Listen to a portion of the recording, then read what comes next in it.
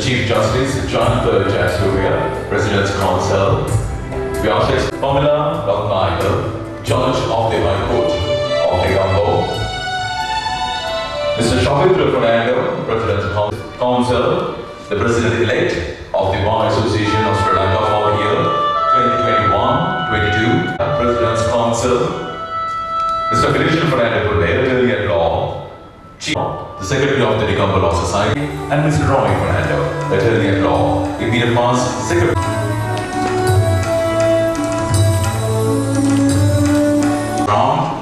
A gathering where we all start to remember what we all here have gathered for and wish to celebrate 100 years of giving utmost for the inculcation of the right, etiquette and the values among the societies of the Negombo Law Society, and at the same time, welcome all of you for this lovely gathering. Ladies and gentlemen, it gives me great pleasure to Court of Appeal. Honorable Acting Solicitor General, Sanjay, Civil Appellate Court, Civil Appellate High Court, Mr. Shavindra Fernando, President's Counsel, Vice Elect BASL, Mr. Rajiv Amarsurya, Secretary BASL, Fernando, Attorney at Law, past President. Negombo Law Society, as it proudly stands today, is the result of membership. It has grown from strength to strength while upholding the time-tested traditions that we all can be proud of. As a Law Junior 25 years ago, are still very much alive among us. Looking at our present members for long years to come, organizing an event of this magnitude would not, and especially without the dedication of my committee members, Your journal marks an important part of the centenary celebrations. Please purchase your copy of the journal before you leave the premises. Wish you all a pleasant evening. Thank you.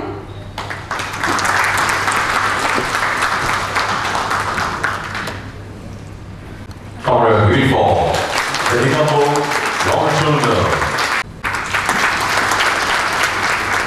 Ladies and gentlemen, please welcome Honorable Mr.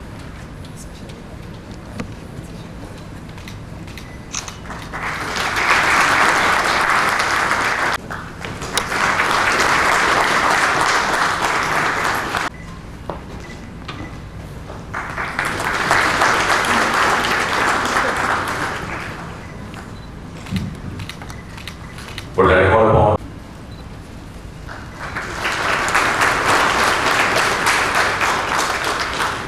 So, panel to this, ladies and gentlemen, all the reserved table will be served with a very special memento.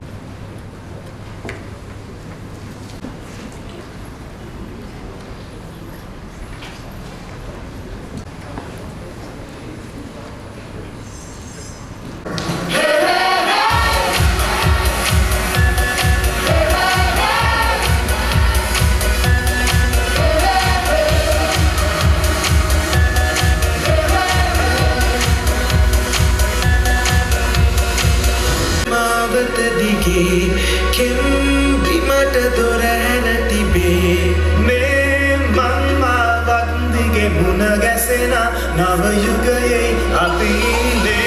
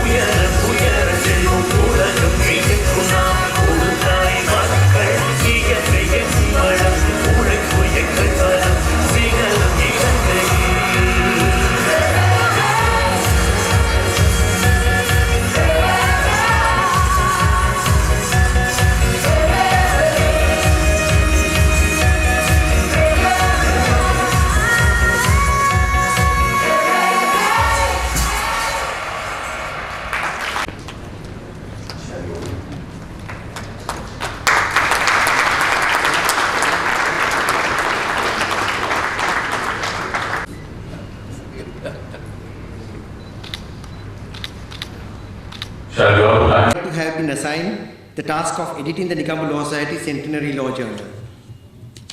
Nigambu Law Society is the only law society in Sri Lanka to have its own website. Our website, nigambulawsociety.com, started 15 years ago, has served lawyers from all over the country. In addition to the website, we are running an email group with more than 4,000 members. Every day legal issues are discussed in this forum. I am happy to say that we have started this website and running these two projects without seeking any financial help from anyone. In the year 2019, when we realized that we will soon be celebrating 100 years, since the inauguration of the Nigambu Law Society, I had suggested to the AGM that we celebrate the event with 3 activities. First of which was the issue of a commemorative stamp highlighting the centenary. As far as we are aware, there is no law society in Sri Lanka that has a history of 100 years. Therefore, celebrating 100 years of the Nigambu Law Society is a unique event. Due to various bureaucratic reasons confined to the Stamp Bureau, the proposal had to be abandoned. Secondly, to mark the centenary, I proposed that the lawyers' restroom reserved for lawyers and maintained at the expense of the Nigambu Law Society, and it was to have much needed seminars and discussions relating legal matters. This would have helped the legal practitioners and in and around Nigambu immensely, as presently expenses in holding seminars is prohibitory. Although the judicial officers of Nigambu appreciated the point and gave their support to the move, unfortunately, the ministry took a different view. For members of the Nigambu Law Society and all those who have a close affinity to Nigambu Bar, as there was no bureaucracy involved, we moved smoothly and started collecting the articles. At this point, I wish to convey my gratitude to the Association, Solicitor General,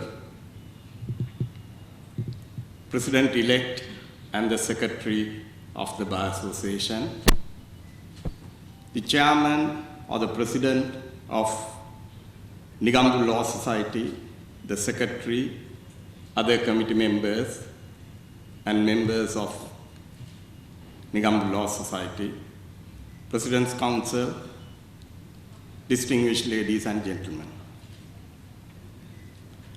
The year 1801 marks a turning point in the justice system of our country. The Charter of Justice issued in that year established the Supreme Court of the island of Ceylon. The said court initially exercised limited territorial jurisdiction within the island. However, the Charter of Justice issued 3 decades later, in the year 1833, not only expanded the territorial jurisdiction of this court to cover the entire island, but also authorized the court to admit and enroll advocates and proctors. This charter itself recognized that such admission was open to persons of good repute and of competent knowledge and ability. After 140 years, in the year 1973, these 2 divisions of the legal profession were fused into one and paved the way for attorneys at law to be admitted and enrolled by the Supreme Court, by the administration of justice law. Article 169 of the 1978 Constitution, along with the provisions in the Judicature Act of 1978, ensured the continuity of the fused legal profession despite the repeal of the administration of justice law. Even though centuries have passed since the birth of the legal profession and is now its long past history, giving due recognition to the core concepts through which it had evolved would immensely benefit the preservation and protection of the legal profession. Such a course would ensure that the society enjoys the real benefits of the profession. No doubt we all agree that the mechanisms of the administration of justice play an integral part in maintaining peace and harmony in a society. Evolution of mankind had proved the value of rule of law as against the rule of survival of the fittest. A reasonable, fair, and effective dispute resolution mechanism is an inalienable and integral part of the rule of law. A fair opportunity recognized as a right of any person to plead his case before the arbiter remains one of the pillars on which the temples of justice are built upon. In early civilizations, the opportunity to plead one's case before a judge was limited to the respective parties themselves. However, this opportunity was later expanded to a friend who pleaded on behalf of the affected party, but such friend was prohibited from charging fees. This was later relaxed, but limitations were imposed. Several centuries later, in the year 1231, the need to administer an oath on a legal practitioner was first introduced in France, and thereafter 6 years later in England. These changes had paved way for the legal practitioners to group together as professionals and become members of a well-organized profession. It is the grouping of such professionals to look after their own interests as well as those of the entire justice system that gives birth to the professional associations such as the Bar Association of Sri Lanka. Even though the Bar Association was established in the year 1974, evolution of such groupings of legal professionals in Sri Lanka can be traced back to several decades. It is the continuity and the successful evolution of such a group of legal professionals that we all are gathered here to celebrate. The Nigambu Law Society that came into being in the year 1920 has gifted an exemplary history to today's members. They can be proud and rejoice in the success of its former members. The Nigambu Law Society has been the home for several legal luminaries in which they grew up and later on reached higher elevations in the profession. They include a Chief Justice, a Supreme Court judge, and an array of President's Counsel. Several members who started their legal career in the Nigambu Bar had later on changed their course and had taken over the responsibilities in the executive branch of the government as members of cabinet ministers. It is a legacy such members have left behind that illuminates the professional path of members of the present day. The role of the council remains an important integral part of any legal system. Duties and responsibilities of a council extend very much beyond the four corners of his client's interest. Duties towards the court as officers of court stand parallel to the professional obligations towards one's clients. Competency of a counsel would be reflected through his ability to strike the fine balance between these obligations. Fighting hard to protect the interest of one's client does not mean either fighting with the counsel of his adversary or fighting with the judge. Failure to recognize the role played by each player in the field and the failure to respect his rights and duty to discharge the responsibilities he had undertaken to the best of his ability will not only lead to results damaging to his own case but also to the overall justice system. Such are some of the responsibilities cast on a legal professional, and it remains a duty on the professional associations to make an environment that their members would pay due respect to such duties and work towards the betterment of the entire system. The forefathers of the Nigambu Law Society had aptly demonstrated their ability to maintain such high standards and leave a legacy for its current members to preserve and protect. It remains the duty of those who hold the torch today to protect, preserve, and perhaps improve and pass on to the future generation when time comes to leave. The current pandemic has forced the human race to change its practices. It has also given an opportunity for everyone to focus on the realities such as the impermanence and the need to change from selfishness to altruism. Professional bodies such as the Nigambu Law Society can play a prominent role in paving the course for the future generations, and I have no doubt that the exemplary legacy left behind by its forefathers provides ample guidance to the current members as to how they should discharge this duty to the betterment of not only the legal profession but the entire mankind.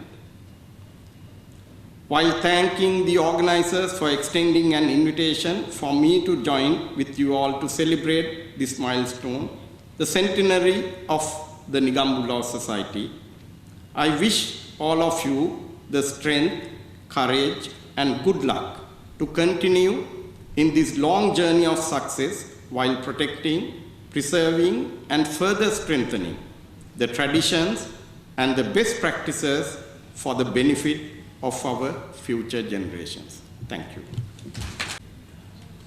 The chief guest gracing the centenary celebrations of the Nigambu Law Society, ladies and gentlemen, the Chief Justice, His Lordship the Chief Justice Jayanta Jayasuriya, the President's Counsel. So before we call upon our special invitee, Honorable Minister of Justice, to address all of you, ladies and gentlemen, we are ready to present him with the first copies of the Law Journal. To do the honors, we'd like to call upon Ms. Nilanthi Pereira, attorney at law. In a very special place. Whenever we come to Nigambu Bar, we feel like home when I was practicing, and therefore I didn't want to miss this opportunity. But first of all, let me take this opportunity to congratulate the members of the Nigambu Law Society for a great achievement of a century. I think Bar Association was formed, if I'm not mistaken, in 1974, Mr. Fernando. So this is 100 years, shows aptly demonstrate the kind of organization skills of this bar for yesteryear. And I don't want to repeat most of those facts which His Lordship, the Chief Justice, has very aptly put before you, all of you. The achievements of the bar and the members of that bar, and which has a rich tradition of excellence. So I wish many more years of the same thing, of unparalleled standard. And having said so, may I make use of this opportunity just to share a few thoughts of what I have on a personal note at this bar. I have regularly appeared, not in recent times, but during my formative years in the Nigambu Bar. I have had the opportunity of appearing in most of those cases and courts.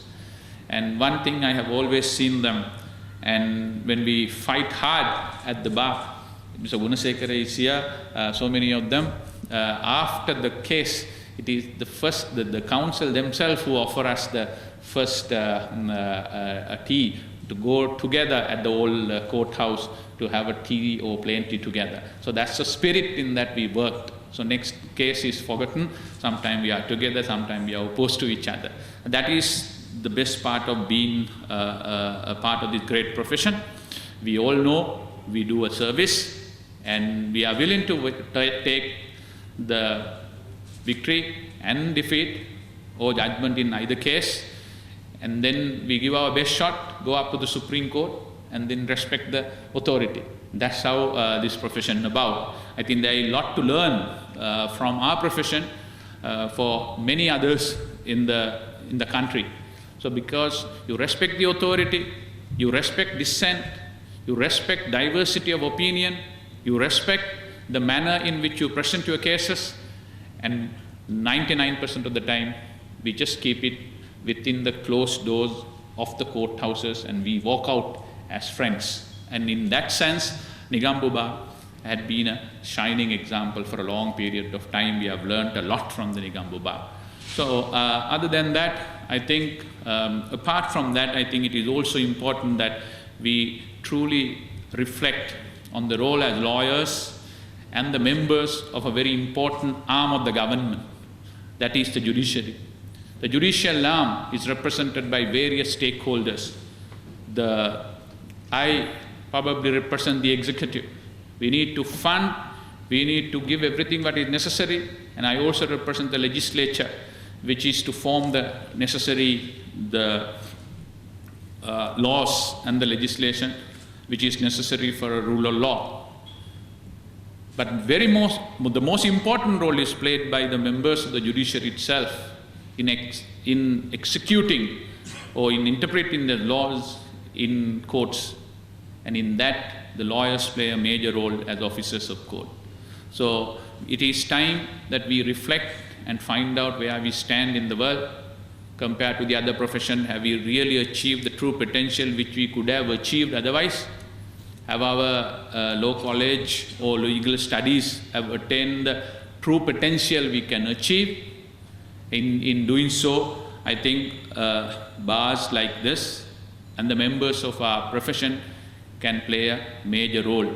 I think it is time for a paradigm shift in our profession. It is time that, as His Lordship, the Chief Justice, has very correctly pointed out, for us to reflect on our part, particularly during this COVID pandemic, whether we have done our duty towards the profession, whether we could do better, whether we could excel better, whether our numbers, which are not too great in the eyes of the world, 174 out of 189 countries in the 2020 rankings for enforcement of contract, 5th out of 8 countries in the region in time taken in the judiciary to enforce this contract. So we can see that there has to be a paradigm shift. In that, we all are stakeholders, the lawyers, the general public, the government, and the judiciary. We can't be pointing fingers at each other. It's a collective responsibility to uplift it and win the confidence of the public. I think we are committed on that. For example, this year, our government has allocated 5 times of what was allocated last year for this sector's improvement. We have allocated 20 billion additionally by the budget speech, Honorable Prime Minister and the Finance Minister. That is to improve the infrastructure. That will happen, and during the next 45 days or so, members of my ministry will personally visit all these bars and find out what are your necessary shortcomings. We will do that. In the meantime, we are in the process of rolling out a 4-year-old program to digitalize the entire the court system in this country, so that it is not a very distant dream of having e-hearing or video conferencing. Some of those things have already taken place. I must say with great respect, the Judicial Service Commission had been very, very cooperative and supportive and given the leadership. I only expect and I only request my dear colleagues in the bar,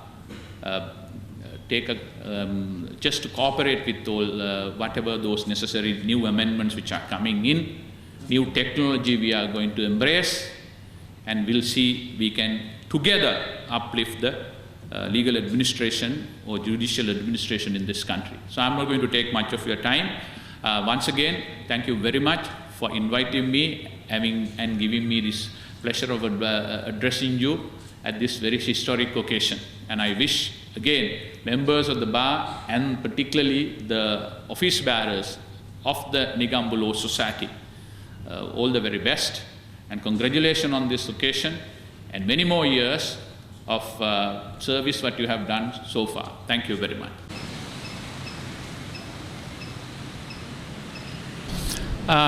ඒ චෝදනාව අපිට පිළිගන්නට බෑ. නීතිය සාමාන්‍ය විදියට ක්‍රියාත්මක වෙනවා. නමුත් අපි පිළිගන්නවා මීට වඩා හොඳට සහ ඉක්මනට මේක ක්‍රියා කරන්න පුළුවන් කියන එක. ඒ හින්දා තමයි අපි මැදිහත් වෙලා සම්පූර්ණයෙන්ම අධිකරණයේ පාත්‍රතාවය, අධිකරණයේ විනිශ්චයකාරවරුන්ගේ ප්‍රමාණය වැඩි දියුණු කරලා මේක වඩා කාර්යක්ෂම කරන්න තව ඉඩ තියෙනවා කියන එක අපි පිළිගන්නවා. නමුත් නීතිය ක්‍රියාත්මක වීමේ මඩුවක් නැහැ. නීතිය ක්‍රියාත්මක වෙගෙන යනවා. අත වශයෙන්ම පාස්කු ප්‍රහාරය සම්බන්ධයෙන් ඔබ දන්නවා නීතිපතිතුමා ලිපිගොනු එතුමාගේ අධීක්ෂණය යටතේ විමර්ශන කරගෙන යනවා. ඒ විමර්ශන සිදු කරනවා CID එක, TID එක ඇතුළු සම්පූර්ණ පොලිස් දෙපාර්තමේන්තුව විසින්ම. ඒවයි සමහර වාර්තා නීතිපතිතුමාට ගිහිල්ලා තියෙනවා. මම හිතනවා එතුමා සමහර වෙලාවලදී දැනටමත් අධිචෝදනා ඉදිරිපත් කරලා තියෙනවා. ඔබ දකින්නට ඇති ඉක්මනට අධිචෝදනා ඉදිරිපත් කිරීමට කටයුතු කරයි කියලා තමයි අපි බලාපොරොත්තු වෙන්නේ. සම්බන්ධයෙන් ගරු සරත් වීරසේකර අමාත්‍යතුමා නිරන්තරයෙන්ම නීතිපතිතුමා හා අනිකුත් පොලිසියත් එක්ක සම්බන්ධ වෙලා ඒ කටයුතු කඩිනම් කරන්න කටයුතු කරමින් සිටිනවා. ඉතින් අත් වශයෙන්ම දැන් මේ ජනාධිපති කොමිෂන් වාර්තාවක තියෙන කරුණු සම්බන්ධයෙන් අපිට මොකුත් කියන්න බෑනේ. අපි ලියපු වාර්තාවක් නෙවෙයි ඒක. ඒ කොමිෂම ලියලා තියෙනවා. ඉතින් ඔවුන්ට ලැබෙන සාක්ෂි අනුව ඔවුන්ගේ නිරීක්ෂණ ඔවුන් කරුණු ඉදිරිපත් කරලා තියෙනවා. පොලිසිය තමයි පරීක්ෂණ පවත්වලා නඩු දාන්නේ. ඉතින් ඒක වෙනම කරගෙන යනවා. හින්දා ඒ සම්බන්ධයෙන් මැදිවත් වෙන්න අපි හිතනවා ඒ සියලු විමර්ශන අවසානයේදී සාධාරණත්වයේ ඉෂ්ට වෙයි කියලා.